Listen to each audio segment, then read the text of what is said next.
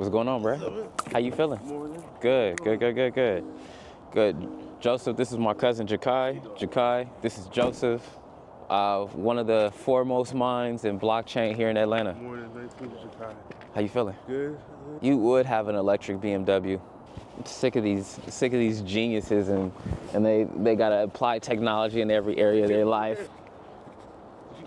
We're here at the Black Male Agenda and Policy Summit, and we're gonna be focused on economics.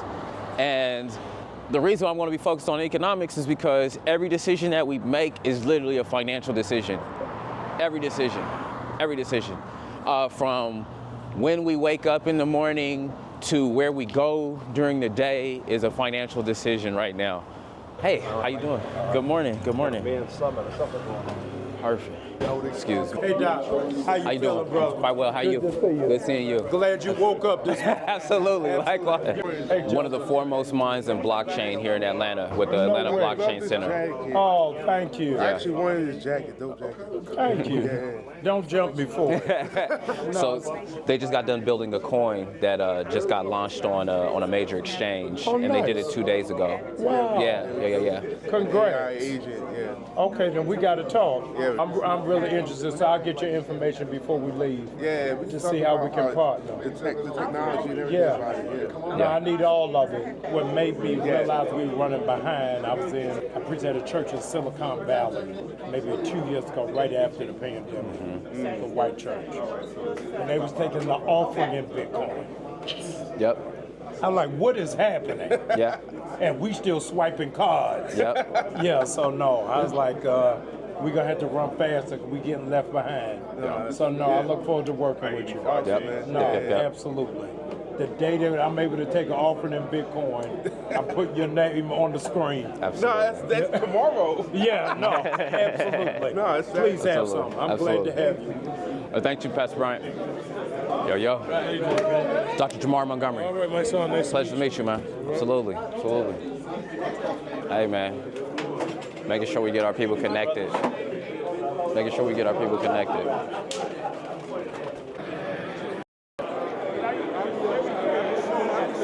Let's see. We'll try it again. Send me a text. I want to make sure that when I was trying to send a message, it didn't say. Oh, there it is. Got you. Right. Check in with your parole officer, make a call. Yeah, AKA your wife. Let her know you here. Jamar Montgomery, you look familiar. Jeff, absolute, from Jeff's Nation, right? Yes, sir. Most death. Pleasure.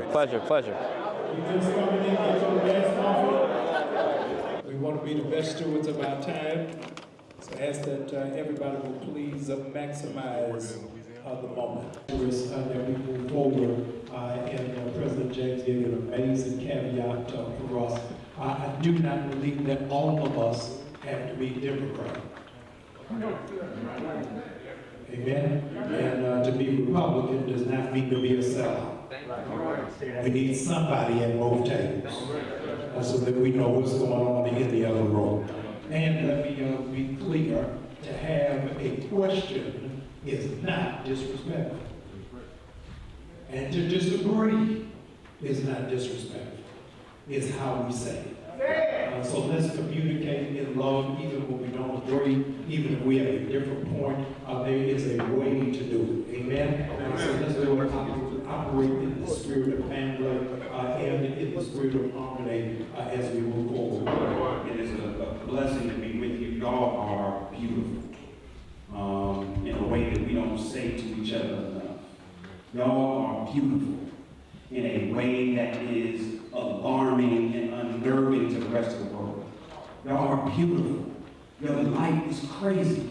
When I came in this place, beautiful black men. There are three things that black men in particular have been systematically denied of and create a narrative to make us believe that we don't even often need to focus on it. And that is love and joy. Love and joy. If you are a man in this room and you have said to yourself that love is secondary to the stuff you got to do, raise your hand. If you have sacrificed love in the name of making money, raise your hand. If you have gone more than a month and never thought about what made you smile, raise your hand. If you have never ever thought about joy being something that is a priority to you, raise your hand. How in the world do we expect to lead our people if love and joy is secondary to power? Because on the quest for power, worse, accessing power without love and joy, who in the hell are you serving? And how are you serving them?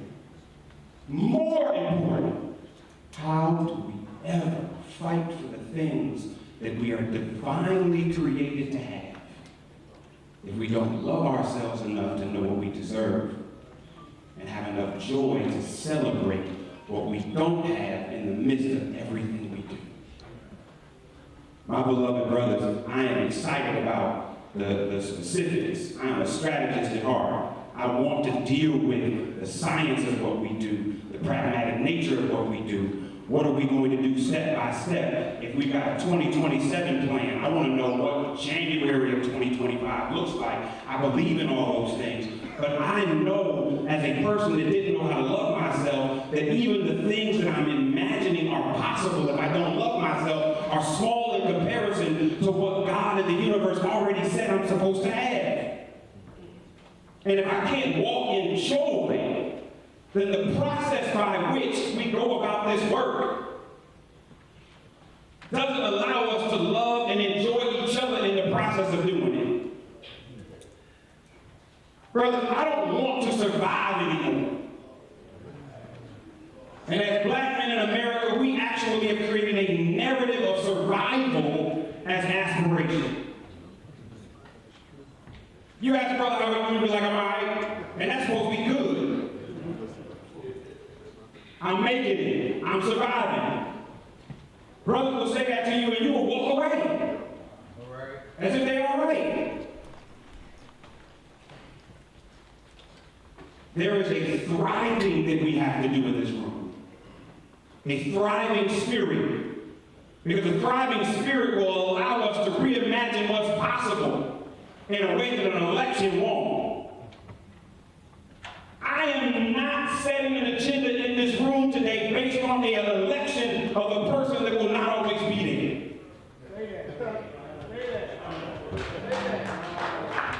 Do you realize that many of us, our parents and our grandparents, were told you got to be twice as good? Do you know that's white supremacy? Do you know it's white supremacy to tell a black kid that they got to be twice as good as a white kid? Why should a white kid come into play about how good I am ever? Right. Because what happens when twice as good as them is my mediocre? Hello? What happens when twice as good as them is my mediocre, but I've made it my goal? Yeah. Come on. One more time. I want us to come together and imagine what we are able to do at a level that is so beyond white supremacy and black self-hate that we create something that when we leave here and we talk to people about it, they be like, oh, can't do that, that's absolutely crazy and insane. Because I come from people that never saw a free person born but believed they weren't supposed to be a slave. So, here with Mr. Jeff Johnson. Yes, sir. And at the Black Male Agenda and Policy Summit, gave some very inspiring words. What's your thoughts right now about how you feeling about the Policy Summit? I think all of our gatherings are powerful when we connect with other brothers. There are several layers, right? We're together. And so there are brothers who needed to meet a brother in this room. And if that was the only reason they came, it'd be amazing. When we start talking about what are our collective strategy, it remains to be seen. And I think the question for each of us is, where are we willing to plug in, who are we willing to plug in with, and what are we willing to do together in the next 7 days? Because if we don't have initial action steps within the next 7 days, it doesn't matter what we do for the rest of the month. So I'm excited what I'm hearing. I'm excited the brothers I've already connected with. I'm excited the brothers I've already poured into and have poured into me. And so if nothing else happens, I've already been blessed for this year as a result of this summit taking place. Absolutely. I'm blessed as well, and thank you for your time. And appreciate that. Thank you, brother. One of the challenges that I see is that we are focusing on the 1,000 hills that we can die on instead of the 3 hills that we can live on. So what happens is we don't give the issues that keep our families fed, keep us educated, and keep a roof over our head, and focus on all these other issues. And with that, then we end up giving loyalty to a party that isn't even loyal to the issue that's on the border.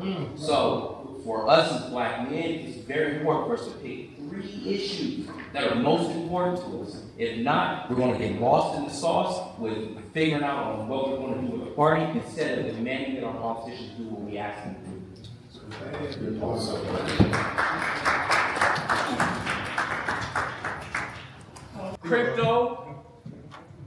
Crypto and blockchain. Why? Because when I was unemployed, crypto replaced my income. Business and tax policy. Why? Because as a W-2 worker, more taxes came out versus when I ran my salary through my business. And 3, the Second Amendment. I don't care what anybody else says. If you have a problem with the police, why are you dependent on the police to protect you? Thank you. I was going to do this very quickly. I am grateful that we have some elected officials amongst us, commissioners here from Tennessee. It's not just a moment ago. My mayor's here for long. Are you a teacher of crypto? Yes, I am. Okay. Yeah. I need to get with you. Absolutely. Man. I want to learn. Give me your name? Daryl Muhammad. Daryl, pleasure to meet you, brother. Pleasure. Absolutely. Yes, sir. Absolutely. You were dead on, and because all those other hills and mountains are really irrelevant, man. Because we keep beating a dead horse. We keep looking towards the enemy for the solution. Appreciate you. Appreciate you. I only got so much time and energy. Absolutely. And so every decision that you make is a financial decision. Absolutely. And if you don't have your finances together. Listen, he just said, the minister said, politics without economics is symbol without substance. That's what we need to do, a national economic black agenda. Absolutely. We need to have a national treasury. Absolutely. A black treasury that we control, operating the One of the things that I wanted to give to the minister is I have his ETH name. Yes, sir. LewisFarrakhan.eth that I wanted to give to him. Okay. So things like that about being involved in crypto. Absolutely. Yeah. We gotta connect. Most definitely. Yes.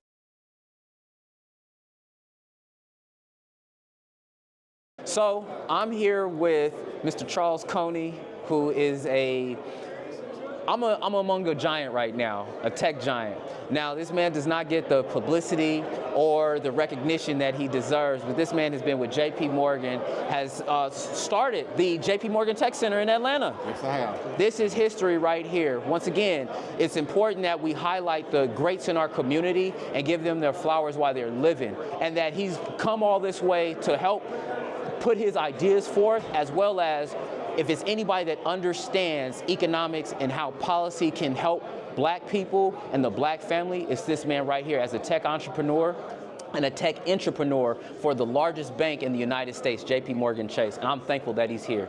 Thank you very much. Absolutely. Absolutely, Mr. Coney, always, always.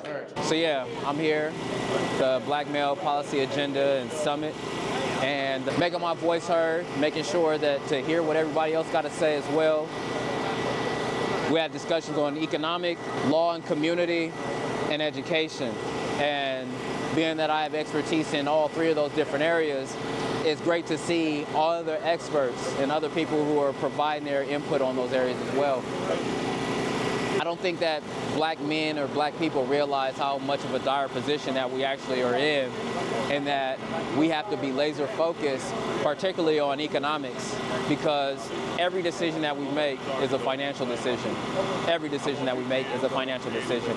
From what you eat, from what you wear, from where you go to, you send your kids to school at, to where you go to church at.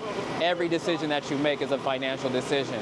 And if you're not focused on making sure your finances are together, then you're going to be in bad shape. Now, with focusing on your finances, you got to make sure that your mental health is together, right? But look at this. In order to help get yourself fixed, oftentimes that costs money.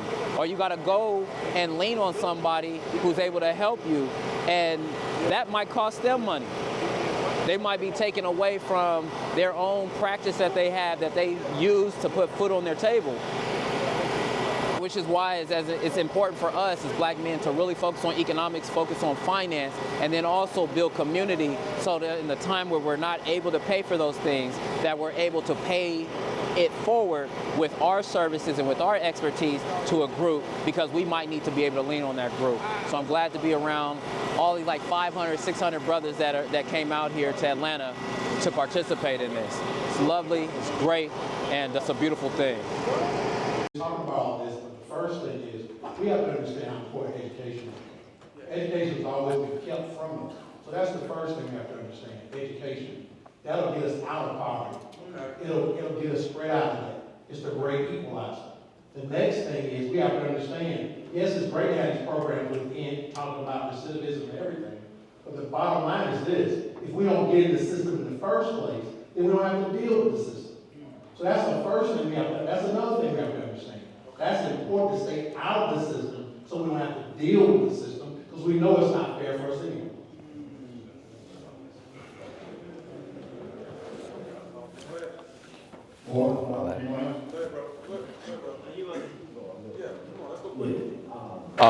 So one of the things that, from a criminal justice perspective, is demilitarization of the police, and we see how the militarization of the police has infiltrated just even regular patrol officers.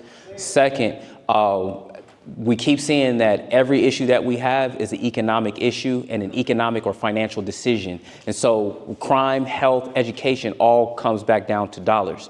The last thing, I'm going to speak about the child support thing again as well. The fact that you have a civil case that results in criminal prosecution where brothers are being thrown in jail or have warrants out for their arrest or their driver's license are suspended, that further criminalizes them and puts them in a position where the only thing that they can do is go to less than legal means. So from a criminal justice perspective is one, understanding what your rights are, two, understanding how your rights are violated, and the only rights you have are the ones that you exercise.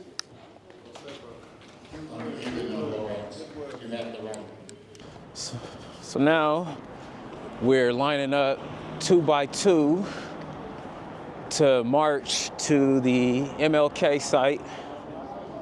And yeah, walking over there right now. Dr. Ray, while I got you here, get your information. What's your name? Robert, man. Robert, man.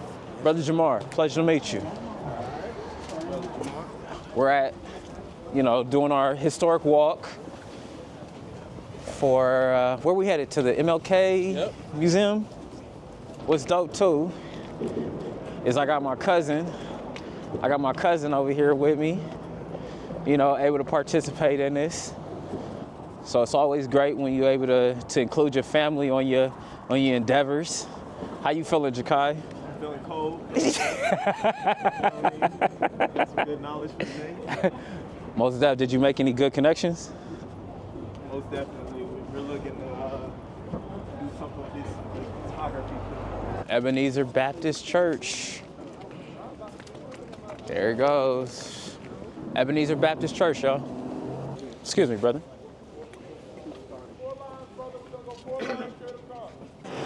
See, this is what happens when geniuses link up. I got folks from the Atlanta Blockchain Center that came out and recognized the importance of blockchain and crypto voices being heard when it comes to a black male agenda, and specifically economic and even education agenda. So we got two brothers. Introduce yourself.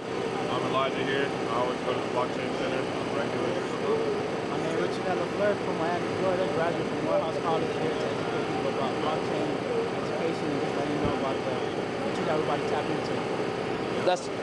That's what I'm talking about. That's what I'm talking about. So Joe's over here, been talking about blockchain, been making sure to get him all introduced to folks that are here in the city that are influential. And I'll be looking forward to doing a lot of things with Joe. Yes, and I'm looking forward to those breakout sessions where we can go deeper into those topics that we were discussing earlier about economic and education. Absolutely.